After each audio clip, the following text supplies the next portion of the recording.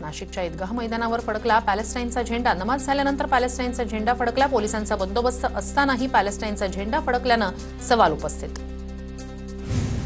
पंढरपूरमध्ये विठ्ठल रुक्मिणी मंदिर समितीच्या बैठकीत गोंधळ। सामाजिक कार्यकर्त्यांची घोषणाबाजी। बीव्हीजी कंपनीला देण्यात आलेला मनुष्यबळ पुरवठ्याचा ठेका तात्काळ रद्द करण्याची मागणी।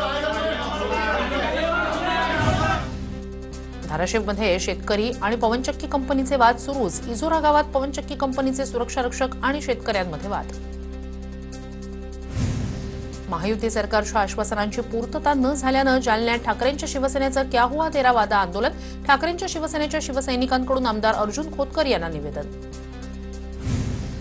छत्रपती संभाजीनगर शहरात ठाकरे गटाचं आंदोलन। प्रदीप जयस्वाल यांच्या कार्यालयासमोर ठाकरेंच्या सेनेचं आंदोलन। क्या हुआ तेरा वादाच्या घोषणा। ठाकरेंच्या कार्यकर्त्यांसमोर शिंदेंच्या सेनेचे कार्यकर्तेही आमने सामने। कोल्हापूरच्या इचलकरंजीत आयुक्तांच्या दालनाबाहेर नागरिकांचं ठिय्या आंदोलन। गणेशनगर परिसरात कमी दाबानं पाणी पुरवठा होत असल्यानं नागरिक संतप्त। सांगलीत वंचित बहुजन आघाडीचा मोर्चा। शासकीय योजनांचा लाभ देणाऱ्या रुग्णालयांच्या चौकशीची मागणी। बीडमध्ये सामाजिक कार्यकर्ते राहुल जगताप यांचं उपोषण सुरू। तवलवाडीमध्ये दुसऱ्या पुलाचे फोटो दाखवून बिल उचलल्याचा आरोप। प्रशासनाकडे दखल घेण्याची मागणी। उजनी धरणात जलपर्णीचा विळखा। मुसळधार पावसासोबत वाहून आलेली जलपर्णी उजनीच्या जलाशयात पसरली। जलपर्णीमुळे पाणी प्रदूषणात वाढ होण्याची शक्यता।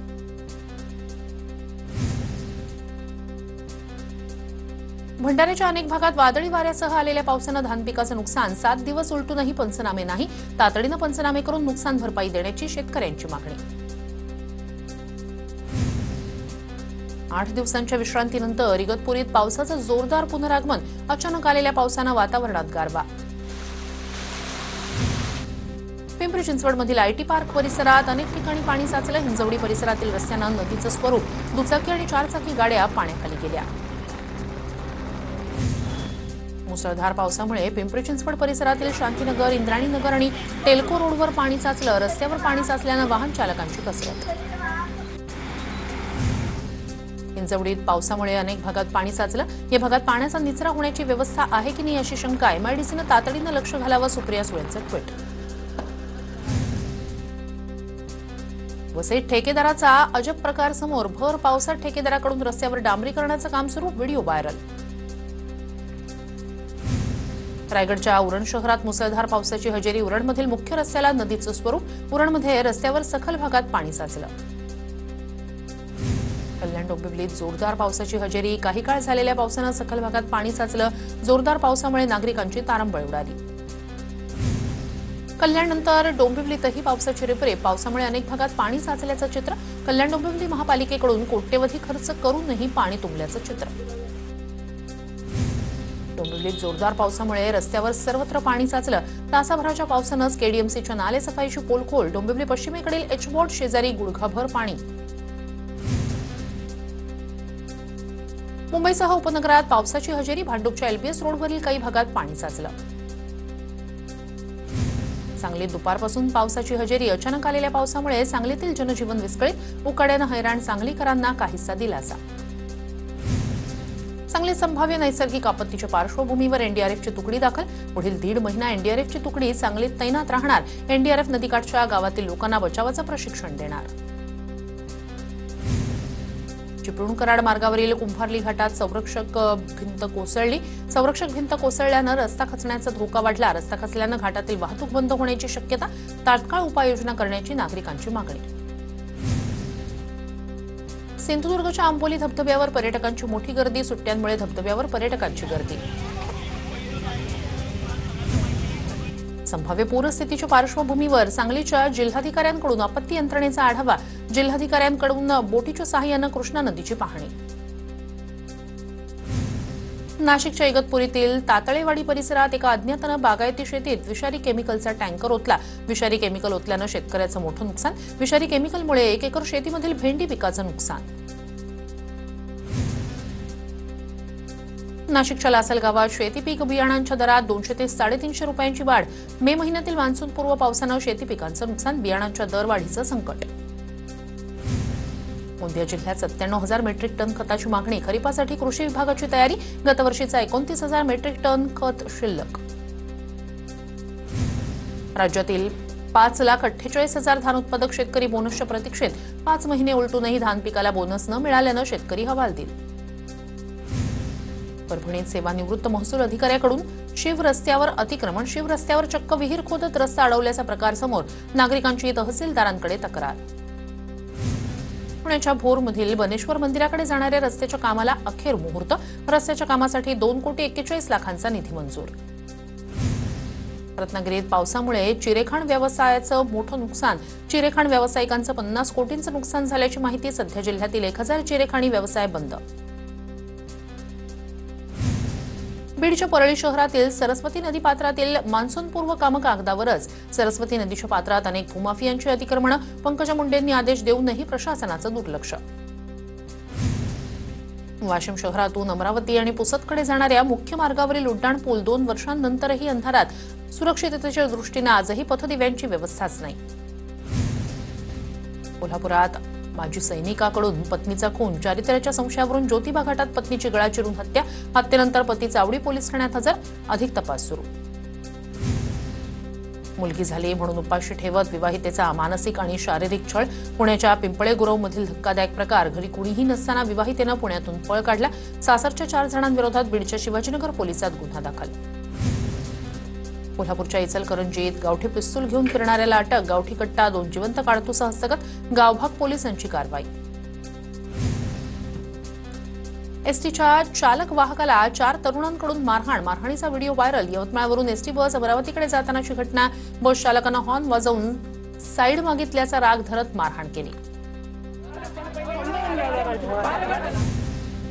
नागपूरच्या शासकीय बालगृहात ठेवण्यात आलेल्या अल्पवयीन मुलांना केअरटेकरसह 3 कर्मचाऱ्यांकडून मारहाण.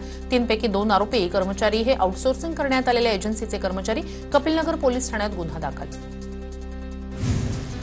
यवतमाळच्या संकटमोचन मार्गावर प्रेम प्रकरणातून सूरज घटाळे या तरुणाची हत्या. प्रेयसीच्या आधीच्या प्रियकरानं मित्रांच्या मदतीनं केली हत्या. चाकूनं तरुणाच्या शरीरावर अनेक वार, घटना सीसीटीव्हीत कैद. नांदेड इथल्या प्रतिभा निकेतन हायस्कूलमध्ये आग, माजी विद्यार्थ्यांच्या मेळाव्यातील फटाक्यांमुळे आग लागल्याची माहिती. 2 तासांच्या अथक प्रयत्नांनंतर अग्निशमन दलाकडून आगीवर नियंत्रण. लातूरमध्ये विजेचा धक्का लागून बांधकाम मजुराचा दुर्दैवी मृत्यू. छतावर बांधकाम साहित्य घेऊन जाताना विद्युत तारांच्या संपर्कात आल्यानं ऋतिक कांबळे या तरुणाचा मृत्यू. नांदेड जिल्ह्यातील भोकरफाटा उड्डाणपुलावर मद्यपान, उड्डाणपुलावर पार्टी करताना 4 तरुण मोबाईल कॅमेऱ्यात कैद. नांदेड हिंगोली महामार्गावरील भोकरफाट्यावरील प्रकार. नागपूरमध्ये महिलेकडून 90,000च्या एमडी पावडर जप्त, गुन्हा दाखल. जरीपटका पोलिसांची कारवाई. पुण्याच्या वाघोलीत अभियांत्रिकी परीक्षेत गैरप्रकार करणाऱ्या टोळीला अटक. प्राध्यापक प्रतीक सातवचे व्हॉट्सअप चॅट हाती. अनेक विद्यार्थ्यांना पैसे घेऊन पास केल्याचे पुरावे समोर. सावित्रीबाई फुले पुणे विद्यापीठ काय कारवाई करणार याकडे लक्ष. वर्धेच्या आर्वीत प्रतिबंधित 250 किलो प्लास्टिक जप्त. आर्वी नगर परिषदेच्या मुख्याधिकाऱ्यांची मोहीम. प्रतिबंधित प्लास्टिक वापरणाऱ्यांवर 15,000चा दंड. वर्ध्यात दोघांचा तरुणावर जीवघेणा हल्ला. नागपूरमधून दोघांना ताब्यात घेतलं. स्थानिक गुन्हे शाखा पथकाची कारवाई. पालघर गोळीबार प्रकरणात पोलिसांची भूमिका संशयास्पद. रिसॉर्ट मालकासह आरोपी तरुणाला गावठी कट्टा पुरवणाऱ्यालाही पोलिसांनी तपासातून वगळलं. पालघरच्या केळवेमध्ये रिसॉर्टमध्ये झाला होता गोळीबार. जळगावच्या जामनेरमध्ये वाळूनं भरलेल्या डंपरची आयशर टेम्पोला धडक. टेम्पोचे चालक आणि क्लीनर जागेवर नसल्यानं वाचले. डंपरच्या धडकेत टेम्पोचा चक्काचूर.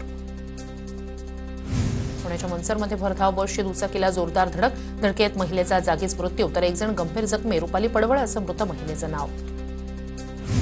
शेतकऱ्यांच्या कर्जमाफीच्या मुद्द्यावरून बच्चू कडू पुन्हा आक्रमक. उद्यापासून अमरावतीच्या गुरुकुंज मोझरी इथे बच्चू कडूंचं अन्नत्याग आंदोलन. वर्ध्यात पालकमंत्री पंकज भोयर यांनी माजी नगराध्यक्ष, नगरसेवक यांच्याकडून घेतला आढावा. स्थानिक स्वराज्य संस्था क्षेत्रातील विकास आणि आगामी काळातील नियोजनावर चर्चासत्र. सालोड पिपरे इथे तयार करण्यात येणाऱ्या इको पार्क, ऑक्सिजन मुक्तांगण पार्कच्या कामांना गती द्या. वर्ध्याचे पालकमंत्री पंकज भोयर यांच्या सूचना.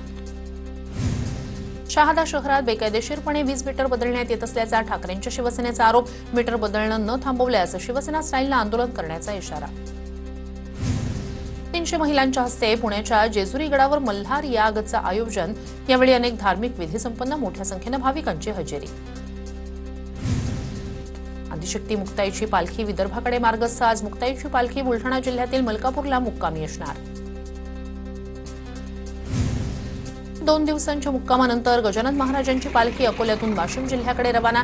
गजानन महाराजांची पालखी मेडशी मार्गे वाशिम जिल्ह्यात प्रवेश करणार. सातारा जिल्ह्यात 26 जून रोजी संत ज्ञानेश्वर माऊलींचा पालखी सोहळा कोणतीही गैरसोय होऊ नये यासाठी सातारा जिल्हा प्रशासनाला मंत्री जयकुमार गोरे यांच्या विशेष सूचना. तर पुरंदरमध्येही पालखी तळाची केली पाहणी. आषाढी एकादशीच्या पार्श्वभूमीवर पंढरपुरात पोलिसांचं मॉक ड्रिल. बॉम्ब आणि अतिरेकी दुर्घटनेच्या पार्श्वभूमीवर पोलीस यंत्रणा सतर्क. महाराष्ट्र राज्य अनुसूचित जमाती आयोगाची निर्मिती. 3 जून रोजी झालेल्या कॅबिनेट बैठकीत निर्णय. सरकारच्या निर्णयानंतर आमदार संजय पुराम यांच्या उपस्थितीत आदिवासी बांधवांकडून जल्लोष. अहिल्यानगरच्या कोठला मैदानात मुस्लिम बांधवांकडून बकरी ईदची नमाज अदा. कुठलाही अनुचित प्रकार घडू नये म्हणून पोलीस बंदोबस्त तैनात. पुणे नाशिक महामार्गावर चाकण शहरात प्रचंड वाहतूक कोंडी. बकरी ईद आणि विकेंडची सलग सुट्टी ठरते. पर्यटकांसाठी अडचण. जुन्नर, नाणेघाट, भीमाशंकरकडे जाणाऱ्या पर्यटकांच्या वाहनांनी महामार्ग होतोय ठप्प. नाशिकच्या चांदवड तालुक्यातील भडाणे इथे बिबट्याच्या हल्ल्यात नागरिकाचा मृत्यू. कुटुंबियांची सांत्वनपर भेट घेत आमदार डॉ. राहुल आहेर यांनी शासकीय मदत मिळवून देण्याचं दिलं आश्वासन.